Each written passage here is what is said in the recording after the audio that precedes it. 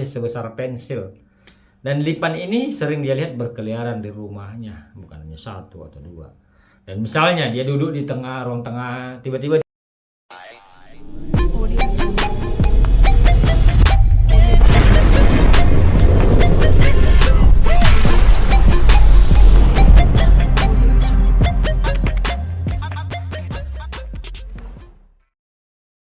teman-teman semua yang ada di seluruh belahan dunia,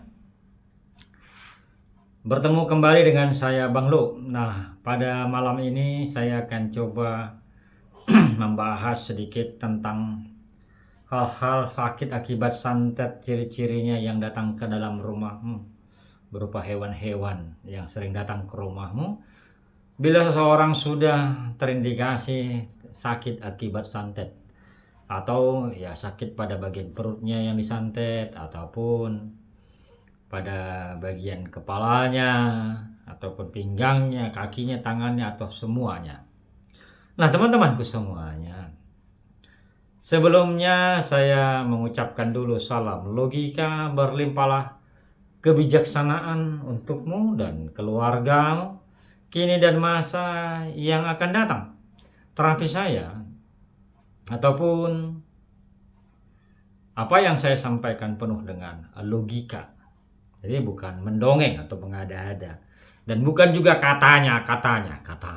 Tetapi terapi saya membahas sakit akibat santet bukan karena katanya, tetapi semua penuh dengan logika.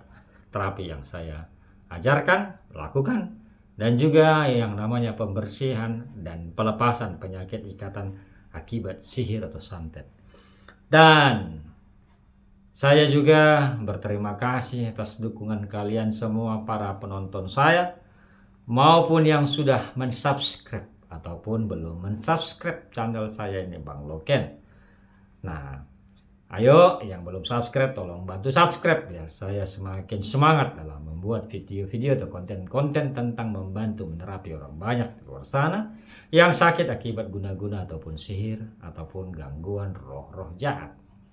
Nah, teman-teman semuanya, terima kasih juga yang sudah menekan like atau jempol pada videonya dan juga memberikan komentar di bawah video, serta dan juga yang sudah membagi-bagikan video-videonya atau video-video yang saya upload di media sosial teman-teman, dan juga membagikan keluarga-keluarga.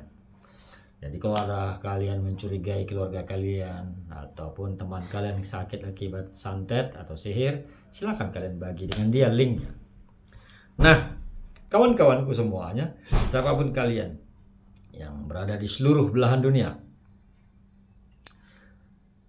bila seseorang sudah terkena santet atau sihir dan dia belum terjamah ataupun dia sudah melakukan pengobatan, tapi ciri-ciri ini masih ada datang ke dalam rumahnya, berarti dia belum tersentuh ya rohnya untuk dilepaskan atau dibersihkan ikatannya. Jadi biasanya bila seseorang sudah terindikasi termakan guna-guna atau santet, dia akan biasanya mengalami atau mendapati atau melihat hewan-hewan tunggangan sihir itu datang ke dalam rumahnya. Nah, ini identik ya yang dialami seseorang, biasanya dia berupa hewan yang sifatnya berbisa. Dulu kita bahas. Yang paling sering datang adalah ketika kepala seseorang sakit akibat santet, dia akan sering melihat ataupun di dalam rumahnya sering melihat lipan atau kelabang. Dan kelabang ini teman-teman, dia nggak kecil ya. Dia bisa sebesar 2 kali atau 1,5 pensil gedenya, atau jari tangan telunjuk ya, ataupun 2 kali sebesar pensil. Dan lipan ini sering dia lihat berkeliaran di rumahnya, bukan hanya satu atau dua. Dan misalnya dia duduk di tengah ruang tengah, tiba-tiba dia melihat lipan, nggak tahu dia dari mana lipan itu datang. Tiba-tiba ada aja lipan itu di situ. Ya. Nah, yang kedua biasanya juga ada yang namanya kalajengking. Rumahmu bagus, tidak ada yang lembab, ya, ataupun kau tinggal jauh dari rawa-rawa, tapi tiba-tiba ada kalajengking kau lihat masuk dalam rumahmu atau sudah ada di dalam rumahmu, bahkan di kamarmu ada kalajengking, ya. Ini biasanya hewan-hewan nih tunggangan sihir yang sifatnya berbisa, dan ini dibarengi dengan sakit kepala dan badan tidak enak. Itu yang selanjutnya adalah kau kepiting atau yuyu. Kepiting atau yuyu, nah, ini juga sering ada dalam rumah, ya, sering ada dalam rumah. Nah, sama seperti lipan ataupun kalajengking tadi, kau tidak tahu ini dari mana datangnya hewan-hewan berbisa ini, ya. Nah, seiring dengan berjalannya waktu hewan-hewan lain juga akan berdatangan. Contoh belalang ya datang. Nah, belalang ini sifatnya membuat gatal, tubuh menjadi gatal, kayak biduran begitu. Jadi teman-temanku semuanya, bila hewan-hewan ini ada di dalam rumahmu, maka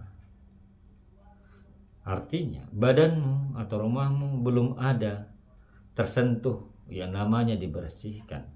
Walaupun kau berobat, tapi hewan ini masih ada dalam diri, masih ada datang ke rumahmu, berarti kau belum ada disentuh, dibersihkan. Artinya kau masih terikat, ya, terikat. Nah, hewan-hewan ini teman-teman datangnya bisa pagi, ya, bisa sore, bisa malam. Dan biasanya kedatangan ini biasanya sore, paling banyak sore. Dan dia muncul tiba-tiba yang kau tidak tahu dari mana. Kadang berkeliaran di kamar mandi. Kamar mandi bagus kan? Ayo berkeliaran di kamar mandi. Lipan ini gede-gede, ya, gede-gede berkeliaran di kamar mandimu. Kemudian ya ada sejenis binatang lain juga, kodok. Kodok-kodok gede-gede itu datang ke dalam rumahmu dan biasa sudah ada dalam rumahmu. Nah, kalau kau kejar sembunyi tadi mana, balik pintu atau lari ke dalam, tapi kau susah untuk mencarinya atau mendapatkannya. Karena dalam hitungan kejap mata kau bisa kehilangan dari pandangan mata. Ini biasanya adalah hewan-hewan jelmaan, ya, hewan-hewan jelmaan. Nah, kenapa binatang-binatang begini bisa ada dalam rumahmu dan ada di dekatmu? Contoh, kau juga nggak dalam rumah, kau di luar rumah, ya. Ini tetangga rumahmu kotor, ada buku sihir dalamnya. Kau keluar rumah, pergi ke suatu tempat, kau duduk, tiba-tiba kau lihat lipan. Nah, kenapa bisa ada lipan di situ? Berarti dari dalam dirimu belum bersih. Begitu teman-teman. Dan bukan, saya maksud sini adalah lipan, bukan lipan kecil ya, gede, panjang. Bisa panjangnya sekitar 10 cm bahkan lebih.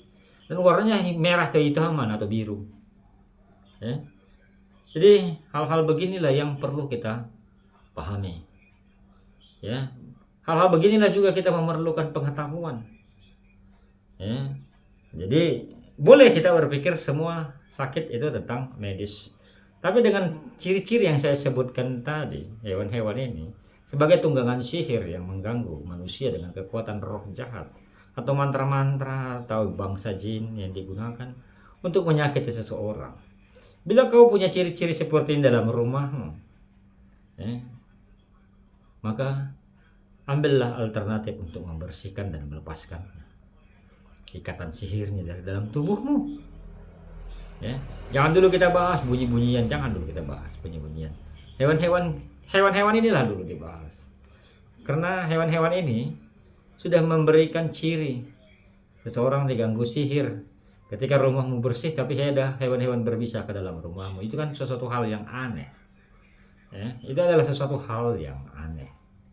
Jadi teman-teman semuanya bijaklah dan berpengetahuanlah agar tidak mudah dibodoh-bodohi ataupun digoblok-gobloki oleh kekuatan-kekuatan santet atau kekuatan-kekuatan sihir atau ilmu hitam orang lain kepadamu dan keluargamu. Semoga informasi solusi singkat ini bermanfaat. Dan bila ada yang mau konsultasi atau pembersihan, silahkan chat di WA samping judul, nomor WA samping judul. Di situ ada nomor WA saya di samping judul, nomor WA admin. Silahkan chatkan aja keluhannya di situ. Jadi semoga info ini bermanfaat ya untuk orang banyak di luar sana yang ada di seluruh belahan dunia yang merasa sakit akibat gangguan sihir atau roh-roh jahat. Dan tolong bantu subscribe teman-teman. Semoga ini bermanfaat. Muah.